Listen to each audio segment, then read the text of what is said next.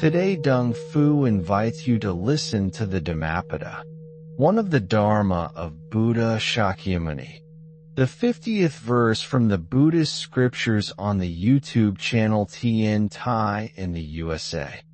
Let none find fault with others. Let none see the omissions and commissions of others. But let one see one's own acts, done and undone. This verse is like a mirror the Buddha holds before us.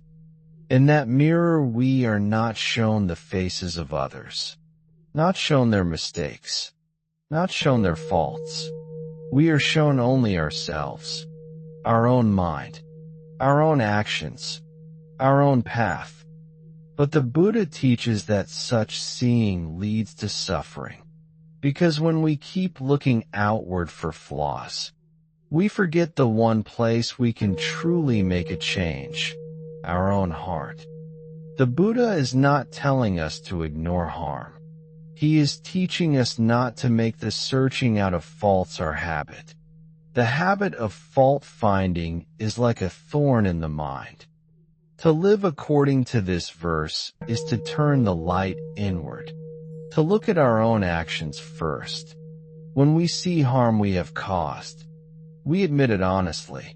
When we see good we have left undone, we resolve to do it. In this way our energy goes to building the path, not to tearing others down. In nature there is a lesson here. A gardener who spends all his time pointing out weeds in the neighbor's garden will have no time to tend his own, and soon his own garden will be full of weeds. But if he focuses on removing the weeds in his own soil, planting good seeds, watering them, his garden will flourish, and his example will inspire others to tend their own gardens too. This is the way of the Dharma. The sage does not go about criticizing others for the dust in their eyes. The sage quietly washes his own face. And when people see the clarity in his eyes, they may wish to clean their own. When we watch our own actions closely, we begin to notice that much of what disturbs us in others also exists in some form within ourselves. Seeing this, we soften. We become less quick to judge, more ready to understand. The Buddha's verse invites us to a deep honesty. This honesty is not harsh self-criticism. It is gentle yet clear. Like looking into a still pond, we see our reflection without distortion. If there is something to change, we change it. If there is something to nurture, we nurture it. It is important to see that the verse speaks of done and undone. This means we look not only at what we have done, but also at what we have failed to do. Sometimes the harm in life comes not from our actions, but from our inactions. Not speaking a kind word when it was needed. Not helping when we had the chance. Not practicing when the opportunity arose. To walk this path, we cultivate mindfulness. At the end of each day, we can sit quietly and review. What did I do today that brought benefit? What did I do today that caused harm? What good could I have done but did not? In this way, we use the day's events as our teacher. The practice is not to blame ourselves endlessly. It is to learn, to grow. Each mistake becomes compost for wisdom. Each missed opportunity becomes a reminder to be more attentive next time. When we stop spending our time pointing out the faults of others, we free our mind from the constant cycle of comparison. We discover that the energy once used for criticism can now be used for compassion, for creativity, for helping. The verse also protects our relationships. In a family, in a community, nothing creates tension faster than the habit of fault-finding. But when we follow the Buddha's words, When we turn our gaze inward first, conflicts soften. We speak less to blame and more to understand. When we hear the Buddha's words, "Let none find fault with others. Let none see the omissions and commissions of others," we may wonder, does this mean I should never notice when someone is wrong? Should I close my eyes to harm? The teaching is more subtle. The Buddha is not asking us to become blind. He is asking us to become wise. There is a difference between noticing and fault-finding. Noticing is simply awareness. It is seeing things as they are. Fault-finding is adding judgment, adding blame, adding the idea that this person is less, that we are more. If we truly live in the spirit of this verse, we may see the wrong action of another. And from that recognition comes humility, compassion, in the Mahayana path. This humility is essential. A bodhisattva does not stand above beings pointing at their faults. A bodhisattva walks among beings, understanding their struggles because they have faced the same struggles within. In this way, correction, when it is needed, is given like medicine, not like punishment. Think of the difference between a doctor and a judge. The judge's role is to declare guilt. The doctor's role is to heal. The Buddha's way is like the doctor's way. That is why the verse says, "Let one see one's own acts, done and undone. If my own practice is weak, my words will lack the power to inspire others. If I have not removed the thorn from my own foot," not accusations that close the heart. In the home, when we see a family member forget something, we can remind them gently. Without sharpness, we can recall that we too forget. For often our habit of fault-finding happens silently. We may not speak it aloud, but inside we are busy measuring others, comparing, judging. Every time this happens, we can bring the mind back. There is no time to keep watching others' paths. We see clearly where our actions are wholesome and where they are not. We see which wholesome seeds we have watered and which we have neglected. In Mahayana Buddhism, this is part of the perfection of diligence. A diligent practitioner does not waste effort in endless comparison. They put their energy into their own cultivation. This is the fragrance of non-judgment. It is like the scent of a flower that does not need to announce itself. People simply feel at ease in its presence. When we stop fault-finding, our presence becomes lighter, our words become softer, and the Dharma flows naturally from our way of being. In community life, the Buddha's teaching shines even more clearly. Communities are like gardens. Many different flowers grow together, each with its own color, shape, and fragrance. If we spend our time pointing out which flower is crooked, which leaf is torn, which color is too pale, the garden will lose its harmony. The verse, "Let none find fault with others," is a protection for community harmony. When each person turns their attention inward, when each person takes responsibility for their own acts, done and undone, conflicts lessen, misunderstandings fade more quickly, and the energy that would have been spent in criticism is instead used to water the seeds of joy.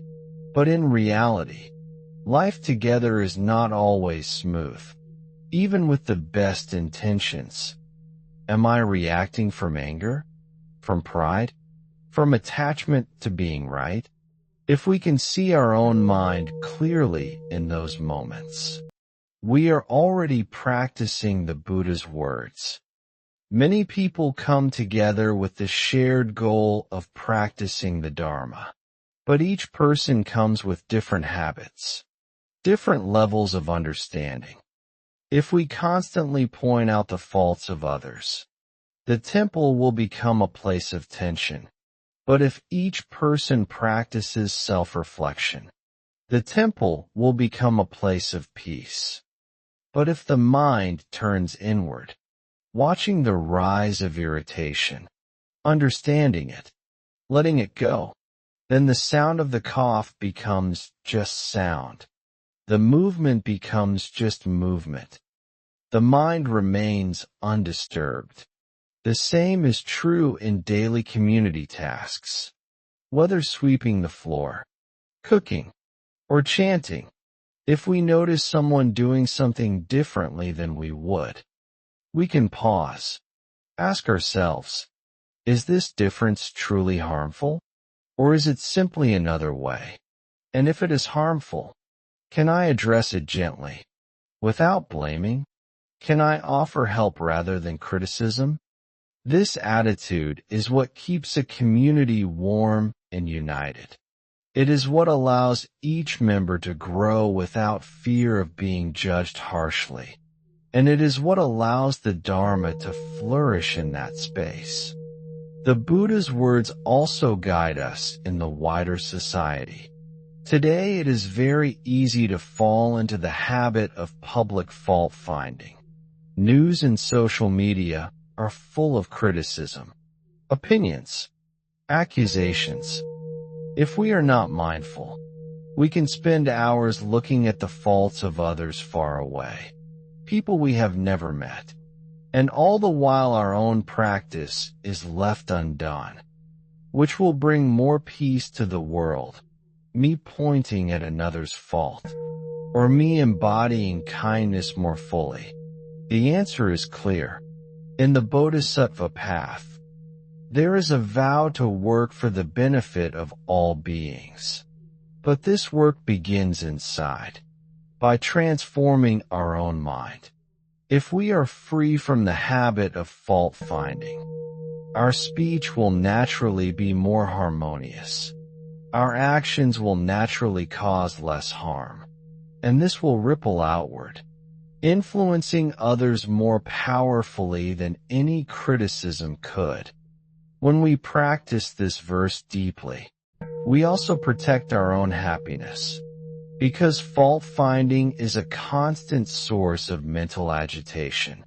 It keeps the mind restless, dissatisfied, always searching for what is wrong. But when we turn that energy inward for self-reflection, we discover a kind of peace that does not depend on others being perfect. This is a peace the world needs greatly. A peace that comes from the humility to say, I too have much to work on. Let me begin there. Patience is a deep fruit of this verse.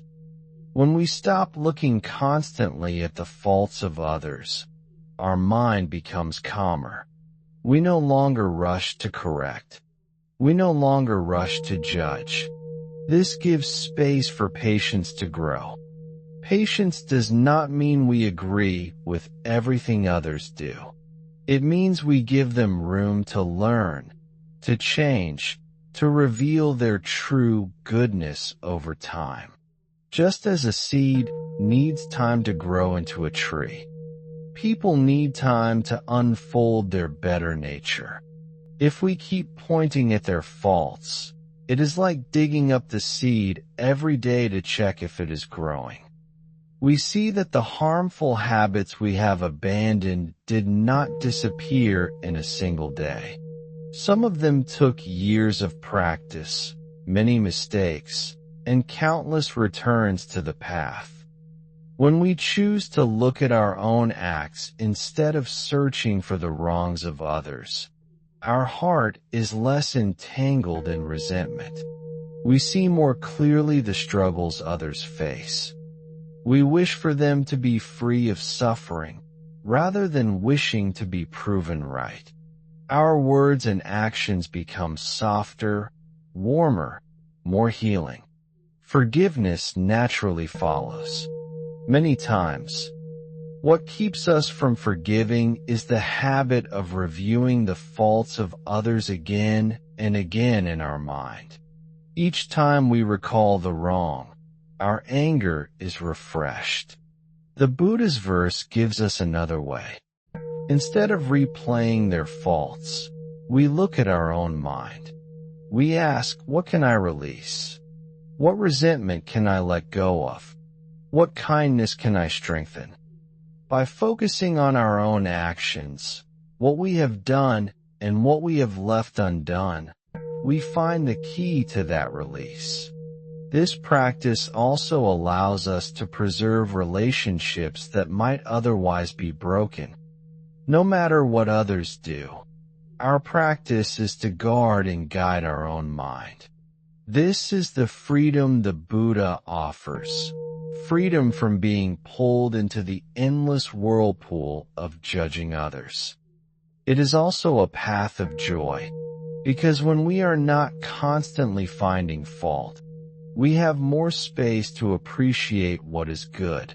We notice acts of kindness, moments of beauty, signs of growth in ourselves and others. Gratitude replaces criticism. Appreciation replaces blame. And slowly, without forcing, the world around us changes. Our example speaks more strongly than our criticism ever could.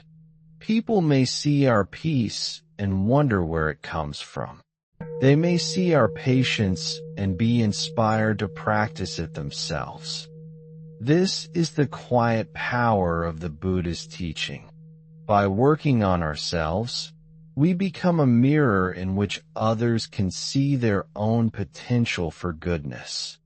We do not need to point at their faults. By tending our own soil, by watching our own acts done and undone, we add to the beauty of the whole garden. And in time, others may be moved to do the same. Thank you for watching my video. Namo Amitabha. I wish to bring this merit towards all disciples and sentient beings, all of whom will attain Buddhahood. Remember to like, share, and subscribe to my YouTube channel. I really appreciate your time.